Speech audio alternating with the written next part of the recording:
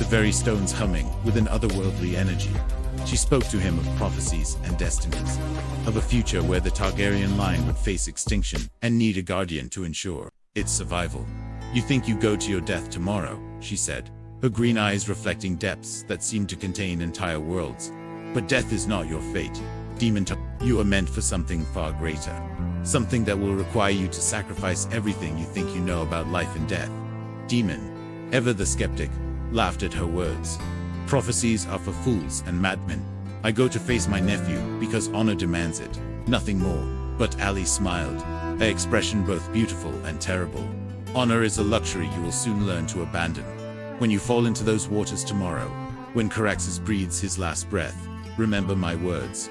Trust in the magic that flows through your veins, and I will be there to guide you through the transformation." The battle itself unfolded exactly as the histories recorded. Daemon and Aemond met above the god's eye, their dragons locked in a dance of death that had been centuries in the making.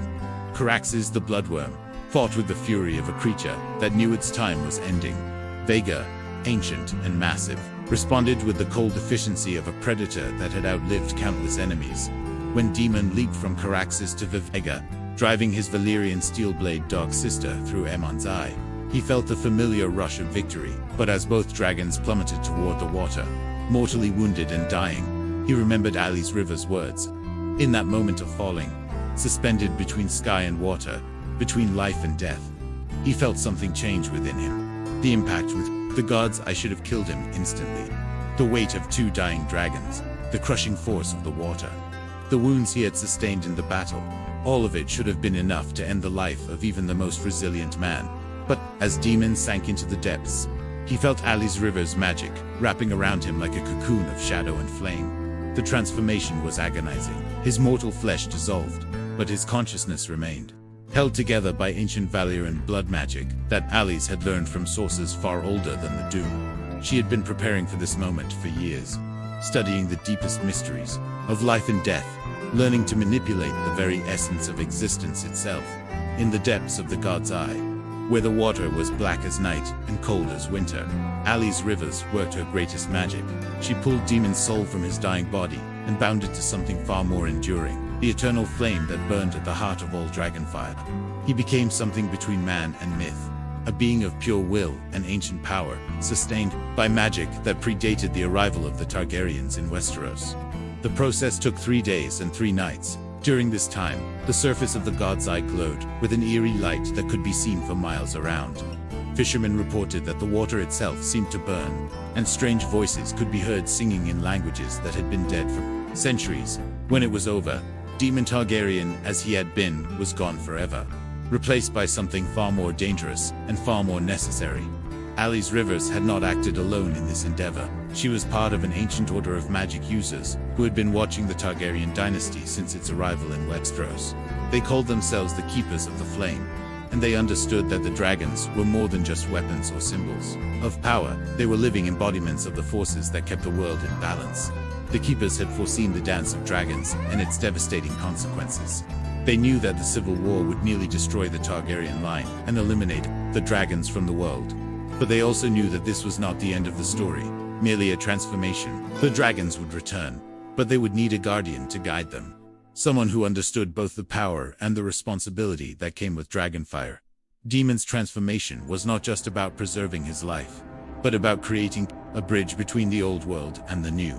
He became a living repository of Targaryen history and dragon lore, a guardian spirit who would watch over his bloodline through the dark centuries to come. But this gift came with a terrible price. He could never again live as a mortal man, never again know the simple pleasures of human existence. In the years immediately following his transformation, Daemon struggled with his new nature. He existed in the spaces between life and death, visible to some but not others, able to influence events but never to truly participate in them. He watched as the dance of dragons consumed his family, as his beloved dragons died one by one, as the realm he had fought to protect descended into chaos and bloodshed.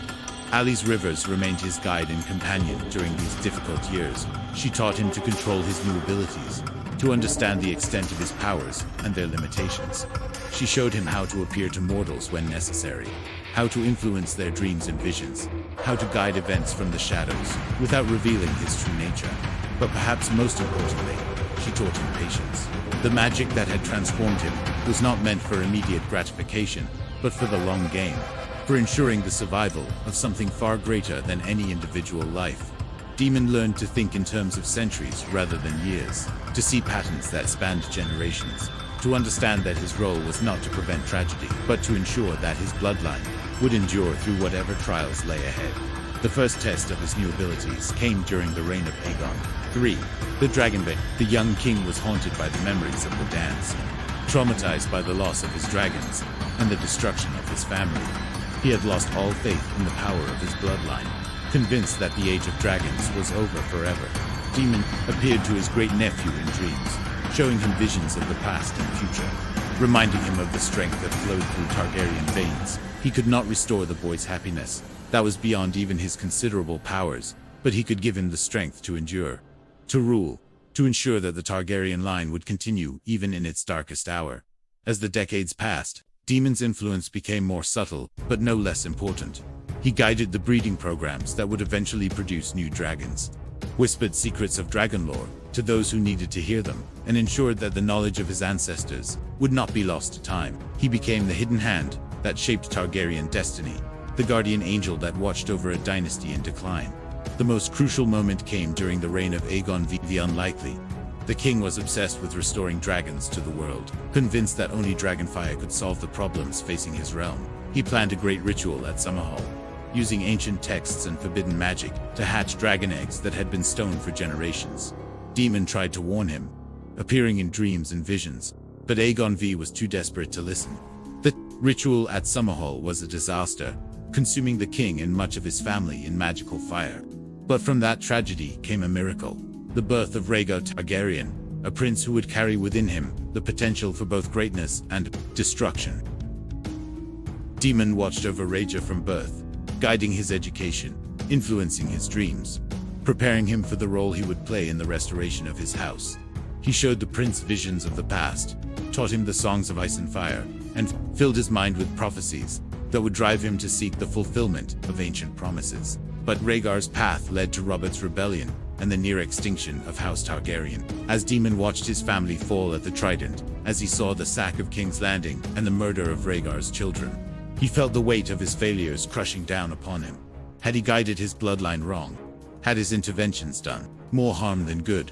The answer came in the form of Daenerys Targaryen, born in Storm and Exile, the last hope of a dying dynasty. From the moment of her birth, Daemon felt a connection to her that transcended even his bond with Rhaegar. She was the culmination of everything he had worked toward. The perfect fusion of Targaryen blood and dragonfire, the one who would restore his house to its former glory.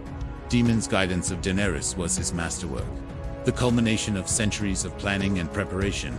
He appeared to her in dreams, teaching her the true meaning of fire and blood, showing her visions of old Valyria and the power that was her birthright. When she walked into Drogo's funeral pyre, it was Daemon's magic that protected her, his will that called the dragons from their stone eggs. But even as he celebrated her triumphs, Daemon began to see the seeds of her eventual downfall. The same fire that made her strong also made her dangerous. The same will that allowed her to conquer also made her ruthless.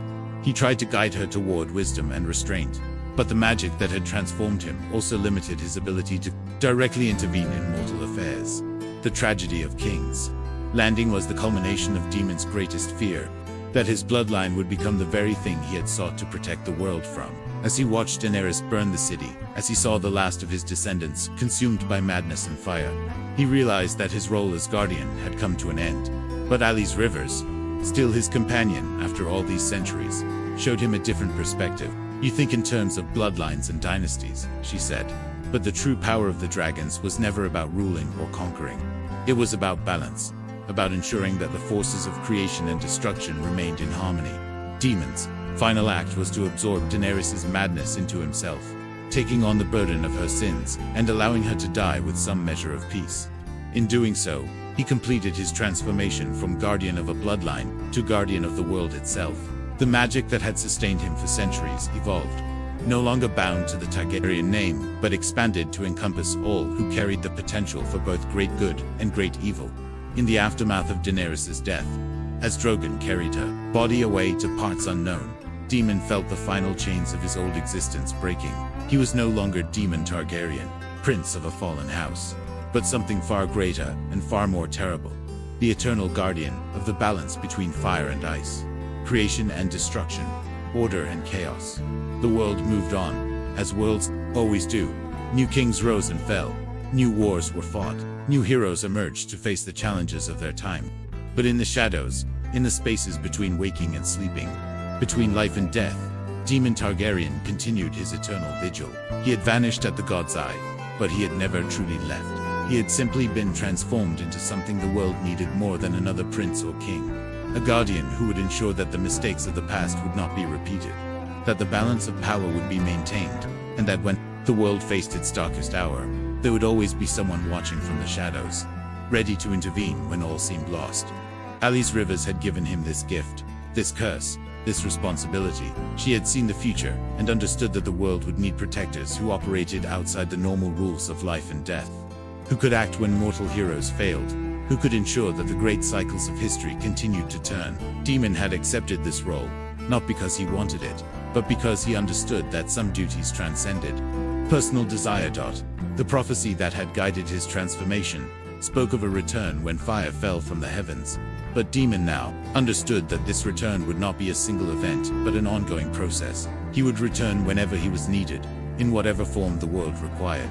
For as long as there was fire in the world, and blood in mortal veins, in the ruins of Valyria, where the ancient magic still pulsed through broken stones, new words appeared, on the altar where the first prophecies had been carved. They spoke of a guardian who had chosen duty over death, responsibility over rest, and love over personal happiness. They told of a prince who had vanished at the god's eye, but had never truly left, who had been transformed by ancient magic into something the world needed more than another ruler or conqueror. The blood of the dragon could not be destroyed, only transformed, and in that transformation lay the true immortality of House Targaryen, not in the continuation of a bloodline, but in the preservation of the ideals and responsibilities that had made them great. Daemon Targaryen had vanished at the god's eye, but someone had indeed helped him escape, not from death, but from the limitations of mortality itself, into a role that would define him for all eternity. The story of his disappearance became legend, then myth, then whispered tale told by those who still remembered the old ways. But for those who knew how to look, who understood the signs and portents, the truth was always there. Daemon Targaryen had not died at the god's eye. He had been reborn, transformed by ancient magic and the will of those who understood that some duties transcended even death itself. And in the shadows of the world, in the spaces between what was and what could be, he continued his eternal watch, ready to return when fire fell from the heavens and the world needed a guardian once more. The god's eye had not claimed him. It had simply been the place of his greatest transformation, the moment when Daemon Targaryen, the man, became something far greater and far more necessary than any mortal prince could ever be.